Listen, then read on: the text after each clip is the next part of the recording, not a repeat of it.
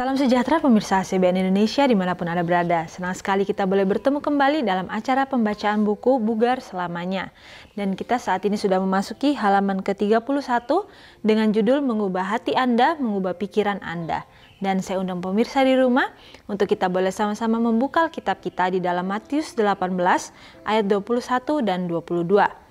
Kemudian datanglah Petrus dan berkata kepada Yesus, "Tuhan, sampai berapa kali aku harus mengampuni saudaraku jika ia berbuat dosa terhadap aku? Sampai 7 kali?"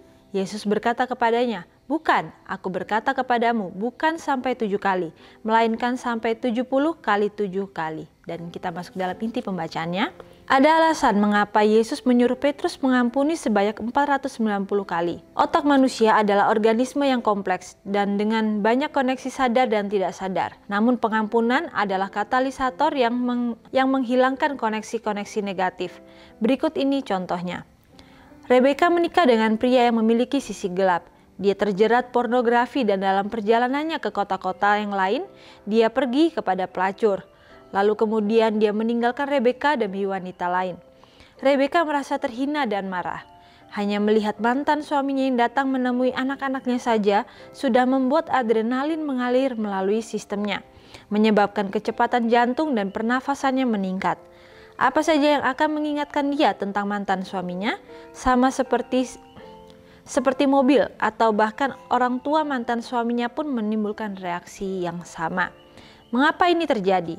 Neuron yang mengingat mantan suaminya terus-menerus berhubungan dengan noradrenalin. Jadi apapun itu yang mengingatkannya kepada mantan suaminya menyebabkan dia secara tidak sadar melepaskan noradrenalin.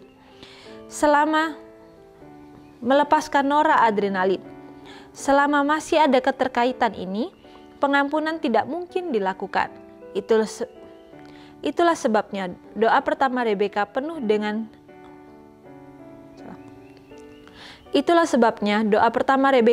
dengan dendam. Tuhan, berikanlah kepada mantan suamiku apa yang pantas dia dapatkan. Ya, jadi bagaimana di sini? Ini adalah sebuah cerita tentang seorang Petrus yang menanyakan kepada Tuhan, sampai berapa kali kita harus mengampuni atau memaafkan kesalahan orang yang bersalah kepada kami sendiri. Jadi bagaimana di sini? Tuhan mengatakan bahwa kita harus mengampuni sebanyak 70 kali 7 kali. Jadi di saat itulah dikatakan kita yang sebagai manusia, kita biasanya sudah menutup pintu kasihan untuk mengampuni atau memaafkan kesalahan orang yang telah bersalah kepada kita. Dengan cara kita tidak mau untuk melihat orang tersebut atau kita tidak mau untuk menyapa orang tersebut ketika orang itu ada di hadapan kita. Tetapi di sini Tuhan mengatakan kepada kita bahwa kita harus mengampuni mereka sebanyak 490 kali. Di saat itulah apakah maksud dari Yesus itu adalah setelah 490 kali kita sudah tidak mengampuni orang itu lagi? Tentu saja Tuhan menginginkan kepada kita bahwa kita harus mempunyai hati yang lemah lembut, yang mau untuk mengampuni, sama seperti Yesus sudah selalu bersedia untuk mengampuni setiap dosa dan kesalahan kita. Jadi di sini bagaimana dikatakan adalah otak manusia adalah organisme yang kompleks dan dengan banyak koneksi yang sadar dan tidak sadar.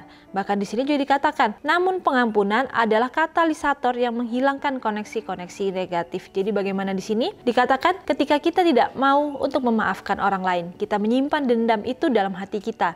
Di saat itulah ada koneksi-koneksi negatif di dalam otak kita yang akhirnya terbentuk. Tetapi ketika pengampunan itu kita berikan dan memaafkan itu kita benar-benar lakukan dalam kehidupan kita, di saat itulah dikatakan itu adalah katalisator akhirnya akan menghilangkan setiap koneksi-koneksi negatif tersebut. Jadi bagaimana di sini? Itu adalah pilihan kita sendiri. Apakah kita mau untuk mempunyai koneksi-koneksi negatif dalam otak kita, dalam setiap pemikiran kita, pembicaraan kita, ataukah kita mau untuk mempunyai hubungan yang erat dengan Tuhan, dan roh pengampunan itulah yang akhirnya bisa menjadi bagian dari kita.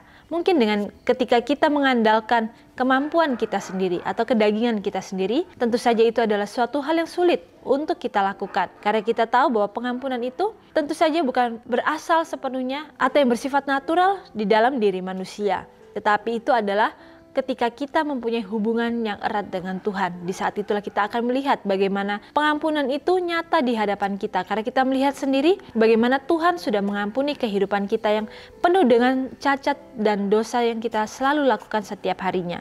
Jadi di sini dikatakan ketika firman Tuhan ini memberitahukan kepada kita dengan contoh seorang perempuan yang bernama Rebeka yang dikatakan dia menikah dengan seorang pria yang dikatakan mempunyai sisi gelap. Bagaimana suaminya ini terjerat pornografi dan bahkan dikatakan ketika ia melakukan perjalanannya dikatakan ia pergi kepada para pelacur. Jadi bagaimana di sini kita bisa lihat bahwa itu adalah suatu kehidupan yang mungkin sama seperti kehidupan kita. Ketika Tuhan yang dikatakan adalah mempelai pria kita, tetapi Tuhan yang setia itu seringkali kita duakan dengan segala pilihan-pilihan kehidupan kita.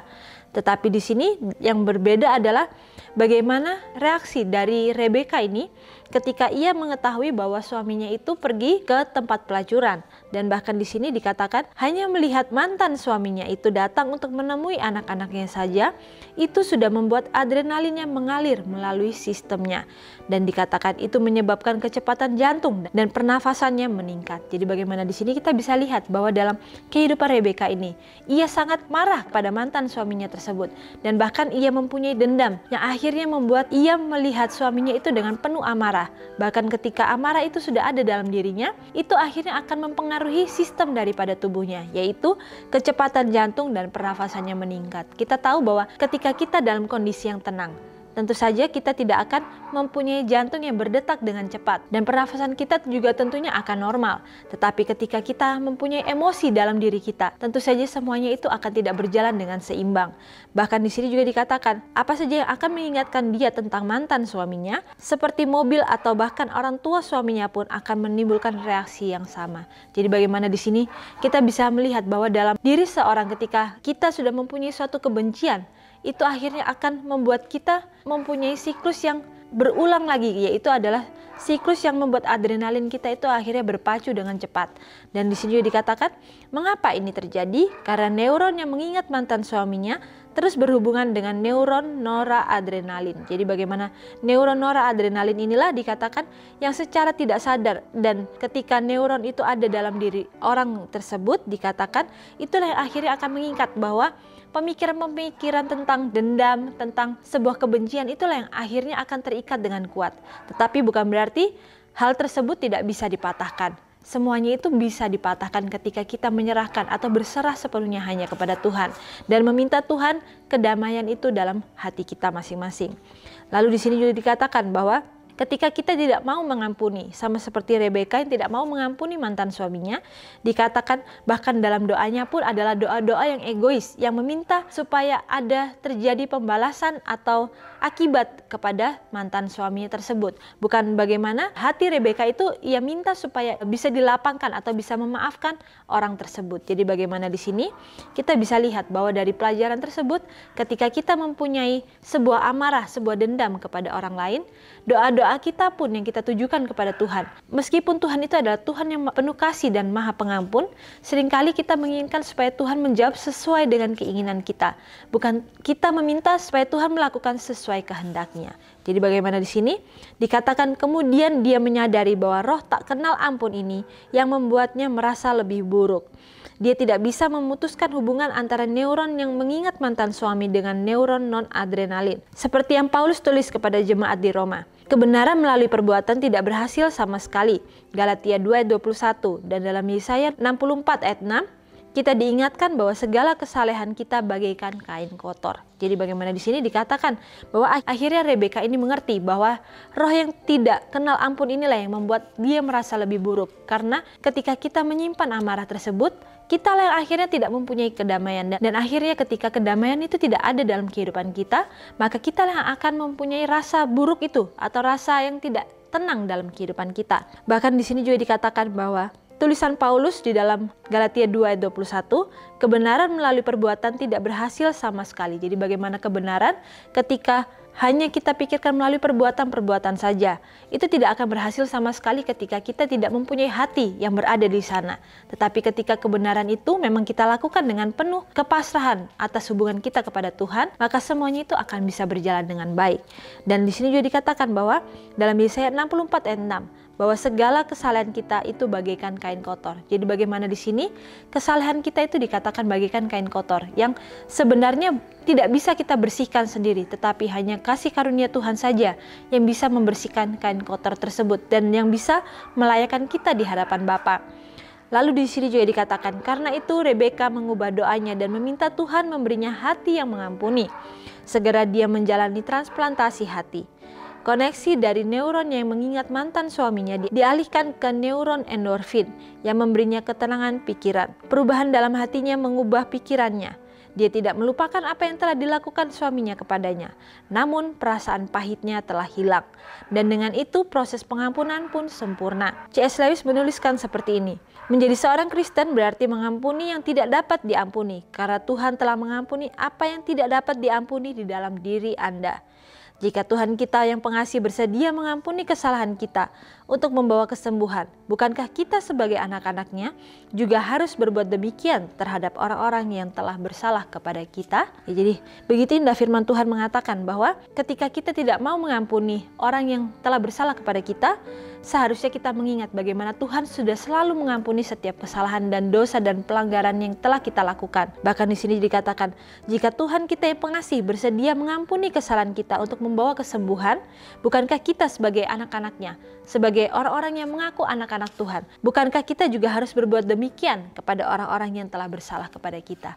Jadi ini adalah suatu pelajaran yang begitu indah yang Tuhan telah berikan dalam kehidupan kita melalui pembacaan dari firman Tuhan pada hari ini, sehingga setiap hal yang telah disampaikan oleh firman Tuhan ini bisa kita hidupkan dalam kehidupan kita masing-masing. Bagaimana roh mengampuni itu pasti akan menjadi bagian dari kita ketika kita mau meminta Tuhan untuk memberikan hati yang baru, untuk memberikan kepada kita roh untuk bisa mengampuni kesalahan orang lain. Ketika kita mau untuk melakukan hal tersebut, maka kita akan melihat bagaimana Tuhan akan mampu mengubahkan hati kita yang tadinya mungkin keras bagaikan batu, tetapi pada akhirnya akan dilunakkan. Dan sampai di sini acara pembacaan kita pada saat ini, dan sampai bertemu kembali dalam acara pembacaan-pembacaan yang selanjutnya. Dan salam sejahtera, Tuhan memberkati.